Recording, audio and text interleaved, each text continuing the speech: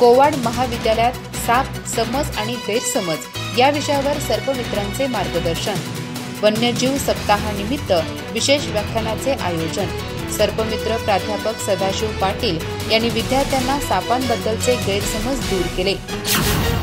सर्वोदय शिक्षण संस्थेचे कला, वाणिज्य आणि विज्ञान महाविद्यालय कोवाड इथं NSS विभाग आणि प्राणीशास्त्र विभागाच्या वतीनं वन्यजीव सप्ताह साजरा करण्यात आला।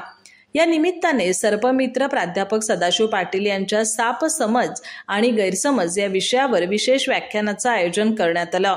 प्राध्यापक पाटील म्हणाले, चित्रपट, कथा, कादंबऱ्या आणि गारुडी यासारख्या माध्यमांमुळे सापाची सर्वाधिक बदनामी झाली। लोकांपर्यंत चुकीची माहिती पोहोचल्यानं सापांबद्दल गैरसमज निर्माण झालेत।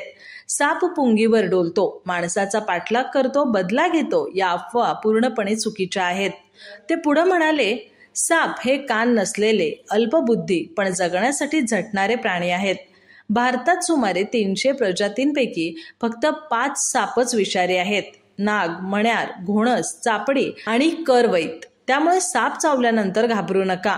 मंत्र, ताईत यावर विश्वास ठेवू नका। त्वरित डॉक्टरांकडे जा।